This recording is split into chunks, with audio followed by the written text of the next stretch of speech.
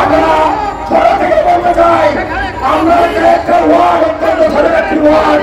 আপনি দেখুন জনগণের ভোটে আমরা নির্বাচিত হয়ে সবাই গিয়েছি, জনগণের সেবা করার জন্য গিয়েছি। আমাদের উপদেষ্টা আমাদের কোনো রাগপুর সামনে ধরে না, আমাদের এক দফা দাবি মানতে হবে, আমাদেরকে পুনরায় আবার পুনর্বহাল করতে হবে। সবাইকে ধন্যবাদ দিয়ে আমার বক্তব্য শেষ করছি। আল্লাহ হাফেজ। ধন্যবাদ আমাদের মধুভাইকে সভাপতি বাংলাদেশ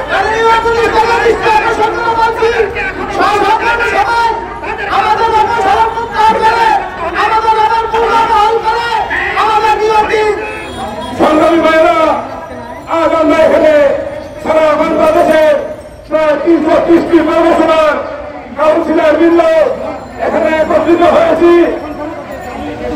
আমি শ্রীমঙ্গল থেকে 193 কিলোমিটার দূরে জাতীয় ঢাকা প্রেস ক্লাবের সামনে এসে দাঁড়িয়েছি। কিসের জন্য, কার জন্য, কেমন বা এখানে এসে দাঁড়িয়েছি না তা দাঁড়িয়েছি।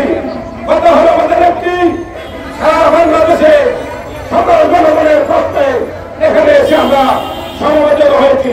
আমাদের ব্যক্তি কোনো দাবি নয়, আমি ব্যক্তি সাহেবের কোনো দাবি নয়। আমার দাবি একটি, সারা বাংলাদেশের যে কয়টি পৌরসভা আছে সেই কয়টি পৌরসভা জনগণের দাবি নিয়ে আমরা এখানে দাঁড়িয়েছি। আমরা জনগণের ভোটে নির্বাচিত, আমাদেরকে জনগণের ভোট দিয়ে সেই পৌরসভাকে পাঠিয়েছে। কারণ তাদের দাবি হলো একটি, জনসেবা পাওয়ার জন্য, জনগণের যাতে তাদের সেবা থেকে বঞ্চিত না হয়। আমরা এটাই দেখতে পাচ্ছি সারা বাংলাদেশের 330টি পৌরসভা জনগণ সেই সেবা থেকে বঞ্চিত হচ্ছে।